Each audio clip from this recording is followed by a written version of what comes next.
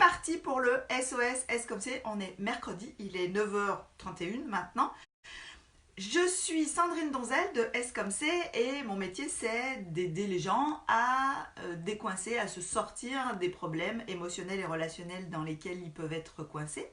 Et je propose ce petit temps du mercredi matin pour tirer au sort une des questions que vous m'avez envoyées et y répondre en 10-15 minutes. Donc je vous rappelle plusieurs choses. De 1, vous pouvez commenter et poser des questions complémentaires pendant la vidéo. Vous pouvez aussi le faire après si vous regardez cette vidéo en replay évidemment.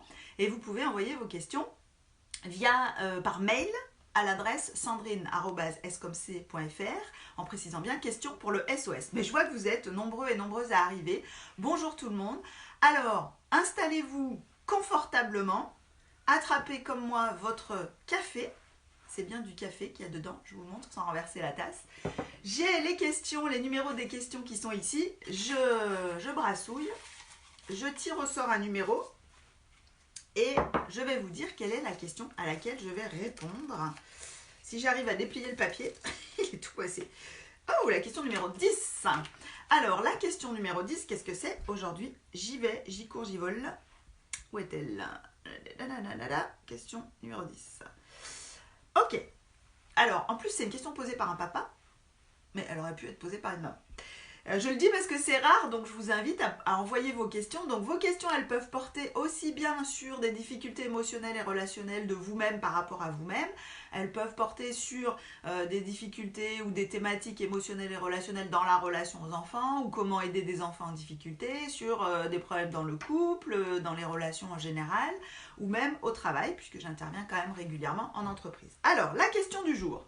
Mon fils de 4 ans est passionné de dinosaures. Très bien. À travers des lectures, il a compris qu'il n'existerait plus. Maintenant, il me demande si lui aussi il va mourir et il me dit joliment qu'il ne veut pas être en os. Je ne sais pas trop comment lui expliquer avec des mots simples sans l'effrayer. Une piste. Ah bah non, l'adresse c'était un papa, mais non, en fait c'est une maman qui a posé cette question. Pardon.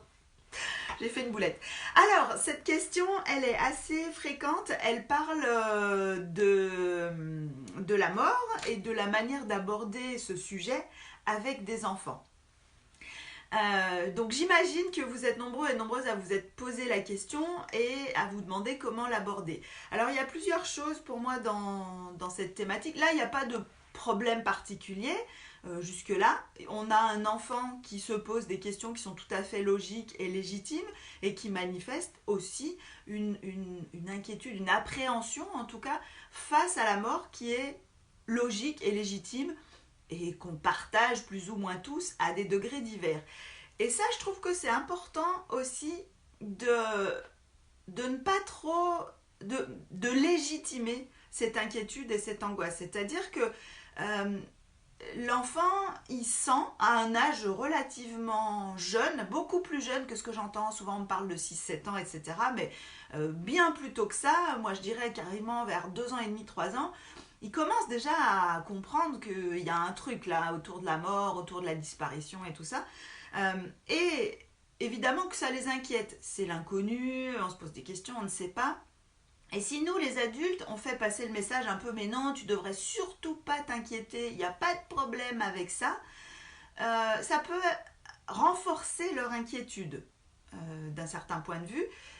Vous savez, si vous, imaginons que vous êtes malade et que le médecin qui vous accompagne, vous sentez bien qu'il vous cache des trucs. Non, non, non, vous inquiétez pas, il n'y a pas de problème. Ou même, vous allez chez le garagiste, vous amenez votre voiture. Oui, vous inquiétez pas, il n'y a pas de problème, il n'y a pas de problème. Vous pouvez prendre des exemples comme ça à l'infini.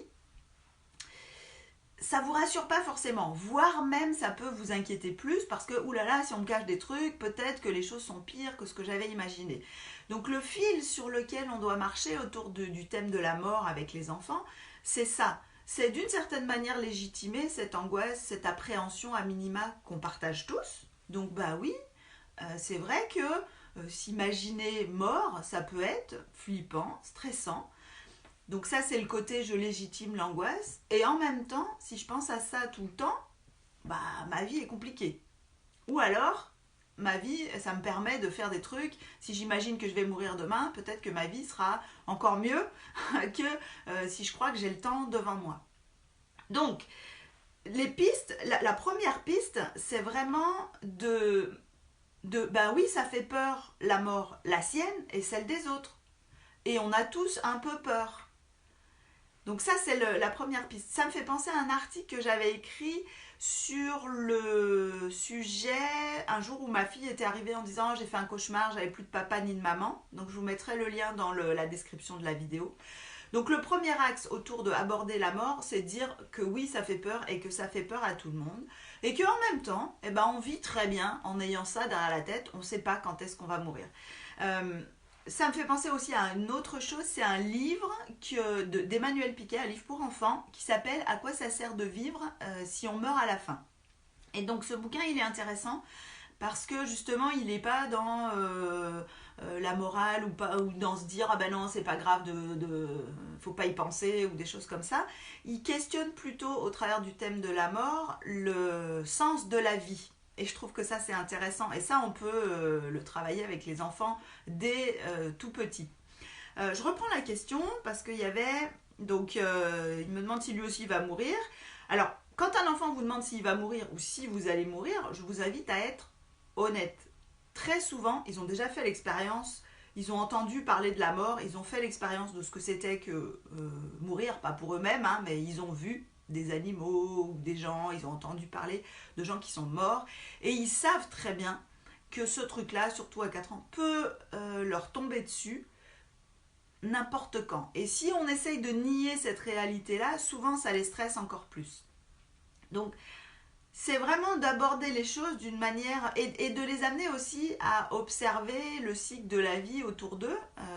C'est important, en tout cas moi je suis assez partisane de montrer aux enfants comment la vie se déroule depuis la nuit des temps et les choses très naturelles comme la mort, eh ben, c'est important de ne pas en faire un mystère.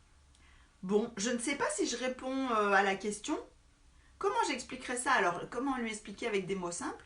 Ben, je crois que je veux pas être un os. Moi, je dirais, ben oui, c'est vrai que mourir, ça fait peur, qu'on ne sait pas trop ce qui va se passer après. Est-ce qu'on est en os? Est-ce qu'il se passe autre chose?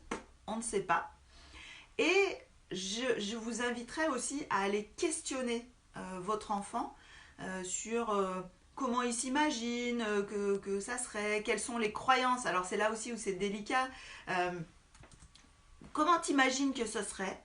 Comment ça se passerait pour toi? Qu'est-ce qui te fait le plus? Est-ce que ça te fait peur ou est-ce que ça te rend triste? Ça, c'est important aussi de questionner ces deux émotions. Parce qu'on peut avoir peur en se disant oh, pourvu que ça m'arrive pas, ou on peut juste être un peu triste en se disant bah ça sera pas super quoi, enfin voilà. Et les enfants peuvent très naturellement pas forcément être inquiets, mais être plutôt tristes. Donc ça vaut le coup aussi de questionner ces deux choses-là avec les enfants petits et même les plus grands. Les albums, les livres autour de la mort sont des sujets extrêmement intéressants. Donc je vous ai cité À quoi ça sert de vivre si on meurt à la fin. J'en avais lu un autre qui était sur la mort d'un proche, qui est aux éditions Pour Penser, je crois.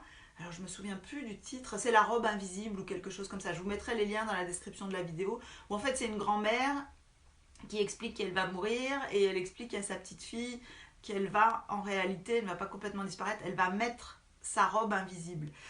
Là aussi, allez questionner, allez explorer. Qu'est-ce que tu crois toi? Voilà ce que je crois moi. Et aussi, je trouve intéressant de leur parler des différentes croyances qu'il y a tout en étant honnête sur le fait qu'on ne sait pas très bien. Si vous avez une conviction que voilà, après la mort il se passe ça, vous pouvez leur parler de votre croyance, de votre conviction à vous, tout en sachant que peut-être ils ne vont pas la partager et que c'est important d'ouvrir en disant bah moi je crois ça et toi est-ce que tu crois ça, est-ce que tu es d'accord avec ça, et vous pouvez avoir une discussion philosophique sur la mort avec des enfants de 4 ans et je vous assure qu'ils ont des avis qui sont tout à fait pertinents et des positions qui sont tout à fait pertinentes.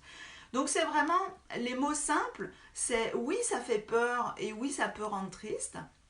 Qu'est-ce qu'on fait de la vie en attendant? Parce qu'on sait que ça va arriver malheureusement, même si c'est flippant, voilà. Et d'en discuter pour en faire un sujet qui n'est pas catastrophe, surtout on n'en parle pas, mais qui est au contraire un sujet qu'on peut aborder avec intelligence en famille. Plus un sujet est caché, plus il est inquiétant et stressant. Voilà, eh ben je ne sais pas si j'ai autre chose à rajouter. J'attends de voir si vous avez des questions complémentaires sur ce sujet-là ou des réactions complémentaires par rapport au thème de comment on aborde le sujet de la mort avec les enfants.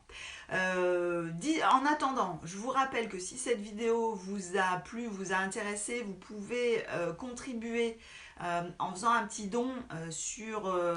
alors c'est plus sur Tipeee, directement sur la boutique, il faut créer un compte sur la boutique, mais vous pouvez faire un don à partir de 1 euro. Laetitia me dit merci beaucoup pour ces pistes. Alors j'espère que c'est clair, Laetitia, si vous avez besoin de poser des questions complémentaires, n'hésitez pas. Donc en attendant de voir s'il y a d'autres questions complémentaires sur ce sujet de la mort, je vous invite, donc vous pouvez faire un don sur Tipeee, pas sur Tipeee, sur la boutique, boutique.escomc.fr dans la rubrique Merci Sandrine à partir de 1 euro.